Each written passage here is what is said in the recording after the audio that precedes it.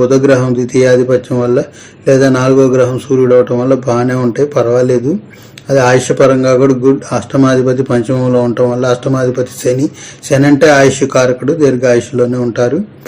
అది అలాగే అదృష్ట సంఖ్యలు 6, 5, 8. మీది వృషభ లగ్నం కాబట్టి శుక్రుడికి సంబంధించిన 6వ నెంబరు, పంచమాధిపతి బుధుడు కాబట్టి బుధుడికి సంబంధించిన 5వ నెంబరు, 9వ స్థానము శని కాబట్టి శనికి సంబంధించిన 8వ నెంబర్లు అదృష్ట సంఖ్యలు. అంటే ఈ ఆ గ్రహాల నెంబర్లు అదృష్ట సంఖ్యల కింద పరిగణిస్తాం. ఆ సంఖ్యాశాస్త్రాన్ని మరీ గట్టిగా తీసుకోవాల్సిన పని ఏమీ లేదు, కాకపోతే అడుగుతుంటారు కాబట్టి చెప్తుంటాం. అనుకూల తేదీలు 5, 6, 8, 14, 15, 24, 23, 26. ఓకే. అలాగే మీకు అనుకూలమైన వారాలు కూడా 1, 5, 9 స్థానాలకి ఎవరైతే గ్రహాలు వచ్చారో లగ్నాధిపతి శుక్రుడు కాబట్టి శుక్రవారం అనుకూలం, పంచమాధిపతి